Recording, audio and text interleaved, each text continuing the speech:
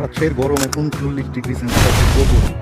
আপনি কি বাংলাদেশের থেকে মরুভূমির গরমের ফিলটা নিতে চান? কোনো কথা নাই, আপনি রাজশাহীতে চলে আসুন। সূর্যের তাপ আর আম কাঁঠাল প্রচন্ড গরমের কারণেই আম জাম কাঁঠাল লিচু সব পাকা শুরু করে। আর এত গরম পড়ে, গরমে গা ঘেমে গা ভিজে একদম গোসল হয়ে যাওয়ার মতো অবস্থা, তাও একটা গাছের পাতা নড়ে না।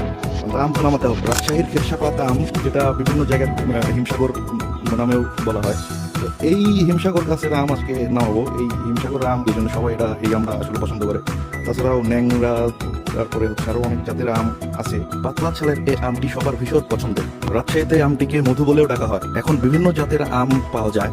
আমলকি এবং হাড়িভাঙ্গা আমের জাতগুলো অনেক মজা। ব্যানানা ম্যাঙ্গো চাষ হয় এখন। এগুলো আসলে ছোট গাছ, কিন্তু বাণিজ্যিকভাবে এই নতুন চারাগুলো এখন বাংলাদেশে বাণিজ্যিকভাবে চাষ হচ্ছে, যেগুলো বাংলাদেশে আগে সচরাচর দেখা যেত না। বাড়ি তারপরে থাই কিছু আম আছে, এগুলো এখন বাণিজ্যিকভাবে চাষ হচ্ছে। আমরা চাঁপাইনবাবগঞ্জ আমের রাজধানী জানলেও এখন নওগাঁ থেকেও প্রচুর আম চাষ হচ্ছে। নওগাঁ থেকেও অনেক আমের চাহিদা এখন মিটে। এমনিতেই তো রাজশাহীর যে ওয়েদার, এই গরম, এর ভিতরে যদি 2 পিস আম খাওয়া যায়, আম খাইলে আরো গরমে গা ঘেমে। তো আম খাওয়া দিনে অ্যাভয়েড করি, রাতে একটু আম খাই, ফ্রিজে রাখা। যেমন একটু বাতাসও হয় না, গাছের একটা পাতাও নড়ে না।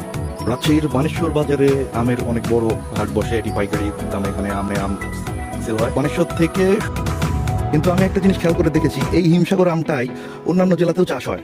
ওই আমটা আমি খেয়ে দেখেছি, কিন্তু এই রাজশাহীর আমটা আলাদা রকম একটা টেস্ট, আলাদা রকমের মিষ্টি, এবং এই আমগুলোর সাইজই অন্যরকম।